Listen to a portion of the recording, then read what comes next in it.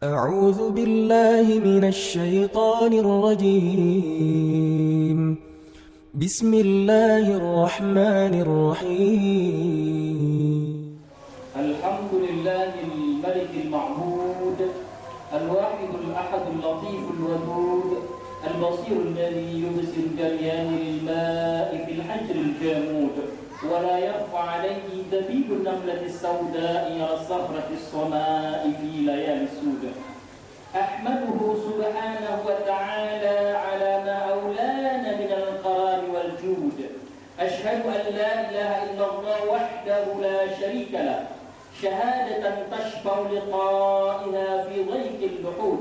وأشهد أن سيدنا ونبينا محمد صلى الله عليه وسلم نبي تشرفت به الآباء والجدود.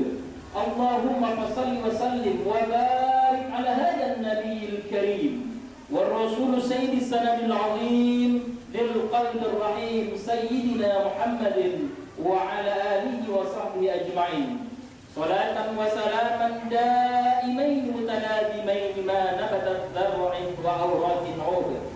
وسلم تسليما كثيرا أيها الناس اتقوا الله حق تقاته ولا تموتن إلا وأنتم مسلمون. Sidang jamaah Jumat yang dimuliakan Allah Subhanahu wa taala. Pada Jumat kali ini izinkanlah saya selaku khatib untuk berwasiat kepada diri pribadi maupun kepada kita semua. Marilah sama-sama kita meningkatkan kualitas keimanan kita. Marilah sama-sama kita meningkatkan kualitas ketakwaan kita. Takwa dengan sebenar-benarnya takwa.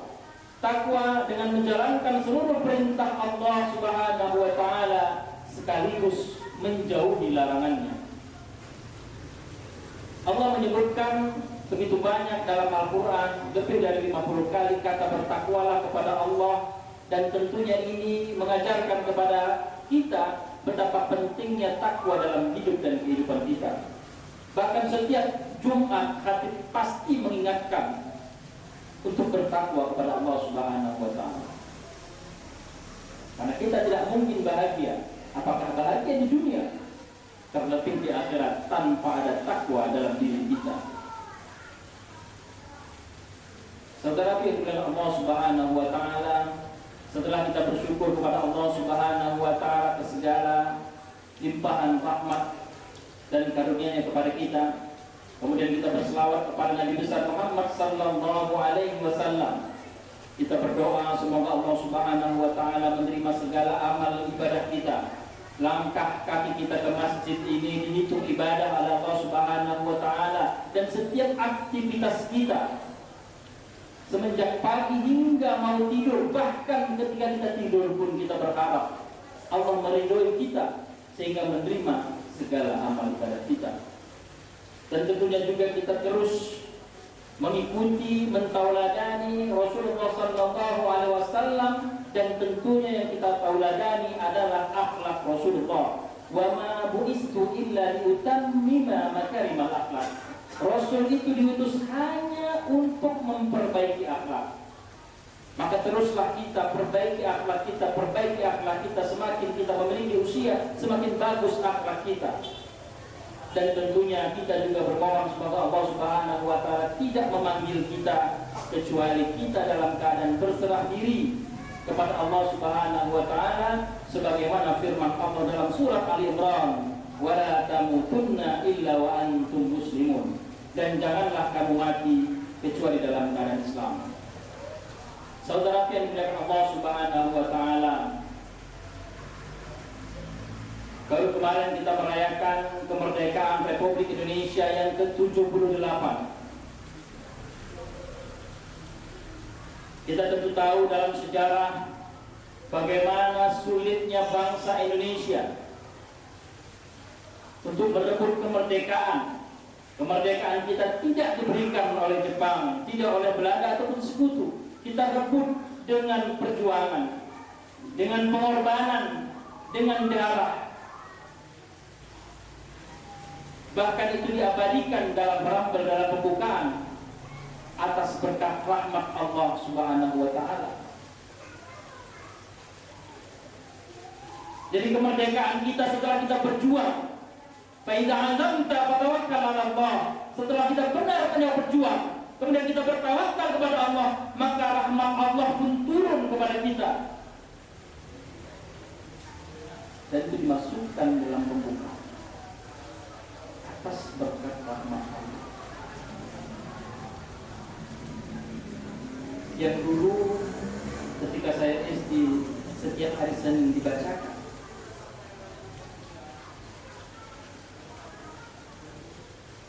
ada pembacaan Pancasila, ada Indonesia Raya, ada pembacaan pembukaan undang-undang agar generasi penerus, generasi yang muda, anak-anak SD, SMP, SMA tahu bahwa kemerdekaan itu diperjuangkan. Dan setelah berjuang, kita tawakal kepada Allah, dan itu atas rahmat Allah Subhanahu wa Ta'ala.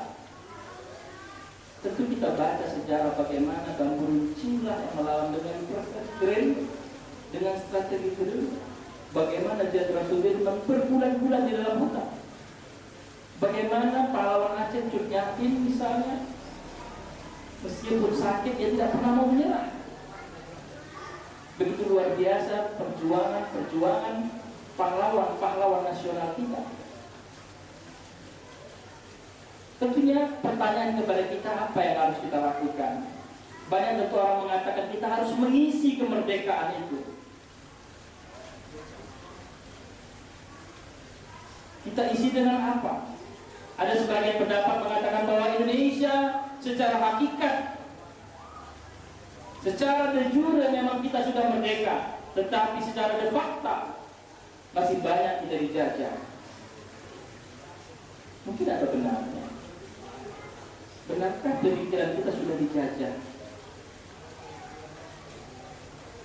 Bukankah anak-anak kita banyak yang dijajah dengan aplikasi-aplikasi game online? Bukankah hidup generasi kita sekarang sudah lebih banyak melihat media sosial ketimbang memikirkan bangsa kita?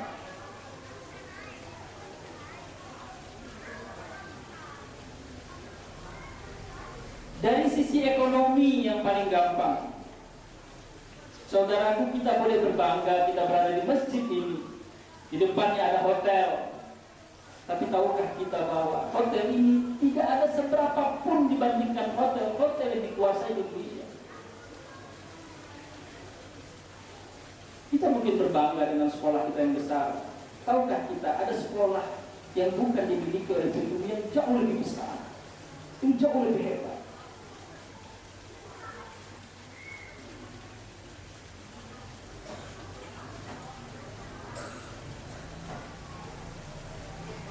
Jadi benarkah kita sudah merdeka dari sisi ekonomi?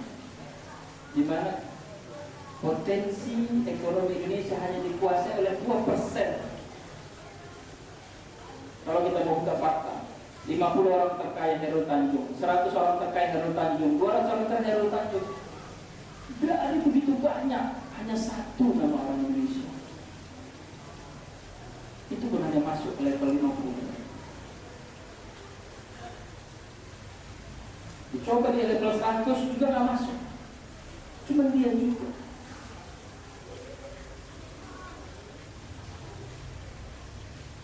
Maka dalam Jumat yang singkat ini, marilah kita mengacak mengapa ini bisa terjadi. Apakah ada persamaan antara dahulu di tahun 45 atau sebelumnya dengan sekarang? Bukankah kita juga sudah berjuang? Sabda Rasulullah SAW mengatakan, "Man kharaja fi talabil ilmi fahuwa fi sabilillah hatta yarji'a." Adik-adik sekalian yang belajar menuntut ilmu sekarang sedang berjihad. Pahalanya sama dengan jihad. Pahlawan yang perang dan mati di pertempuran itu jihad, mati syahid. Adik-adik pun yang sekolah itu juga jihad. Kalau wafat juga mati syahid. Ada persamaan di sana.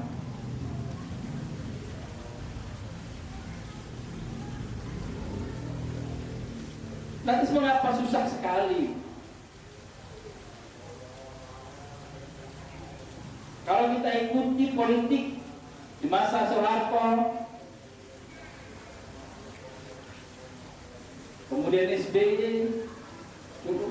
Ternyata hutang kita bukan semakin menurun, tapi meningkat.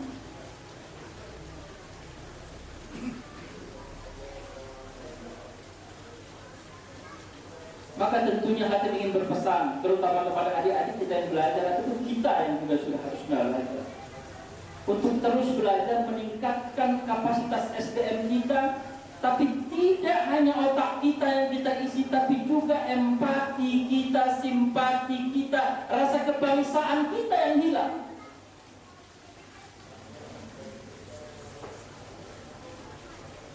Ada rasa kebangsaan kita yang hilang. Sudahkah para guru menanamkan itu?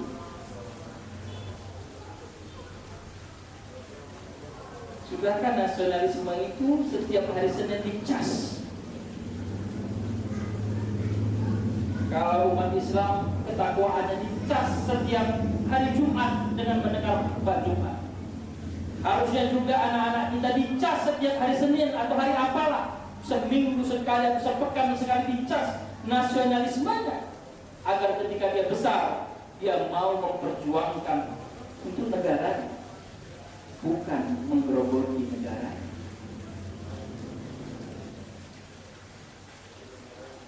Saudaraku, jika ini terus berlangsung,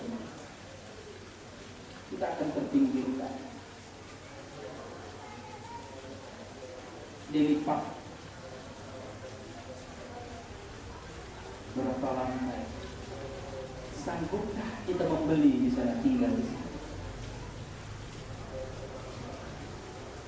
Kalau kita nggak sanggup, siapa yang di sana? Di tengah kota.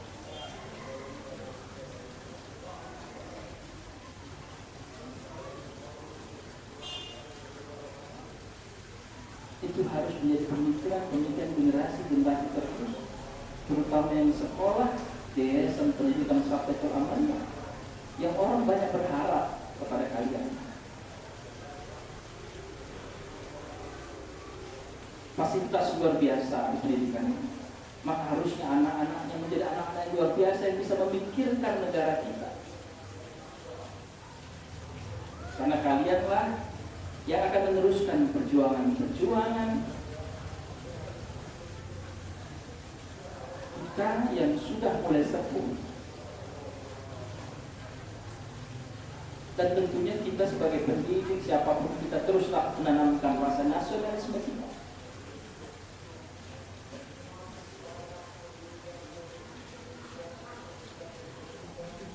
Teruslah menanamkan rasa nasionalisme kita, karena itulah yang kita punya. Kalau kita tidak lagi bangga menjadi warga Indonesia, tidak lagi mau menyumbangkan untuk negara Indonesia, pikiran kita, tenaga kita, siapa yang mau menyumbang? Saudara yang Allah Subhanahu wa Ta'ala, ketika ada nanti persamaan, ketika pejuang-pejuang dulu dengan ikhlas memperjuangkan negara kita, memerdekakan negara kita dengan mengorbankan jiwa raganya, dan kita pun dari sekarang anak-anak mau mengorbankan waktu dan tenaganya untuk memikirkan negara kita, insya Allah rahmat Allah akan turun. Ketika kalian berubah niat kalian belajar, bukan lagi untuk diri sendiri, bukan lagi untuk menyenangkan orang tua, tapi berubahlah niat kalian belajar untuk lillahi ta'ala, untuk agama, untuk bangsa kita. Maka Allah akan mudahkan itu. Sebagaimana dalam pembukaan Allah katakan, atas berkat rahmat Allah, Allah yang memberikan rahmat sehingga kita merdeka. Dan mudah-mudahan ke depan Allah akan memberikan rahmatnya kepada adik-adik sekalian penerus untuk membukakan, memerdekakan secara fakta bahwa kita memang tuan rumah di negeri sendiri, bahwa kita bisa tinggal di pusat-pusat kota, tidak lagi di pinggiran kota, semakin hari semakin terpinggirkan. Mudah-mudahan menjadi hubungan kita bersama sehingga kita bisa mendapat rahmat Allah, sebagaimana Allah sampaikan dalam firman Allah, ketika kita bertakwa beramai-ramai, suatu kelompok bertakwa, maka Allah akan bukakan pintu rahmat, pintu berkah dari langit dan bumi. Lau ana ahlal qura aman wattaqaw la fatahna 'alaikum barakatin minas samaa'i wal ardh. Walakin kadzabu. Tapi kita sering mendustakan. Kita sering egois, ingin menang sendiri.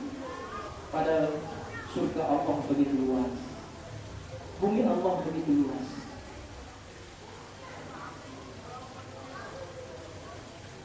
Agar pintu keberkahan.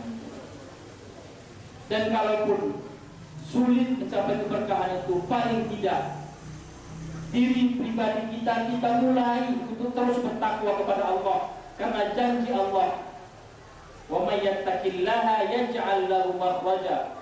Ketika kita punya persoalan, kesulitan, ketika kita bertakwa kepada Allah, Allah akan berikan jalan keluar.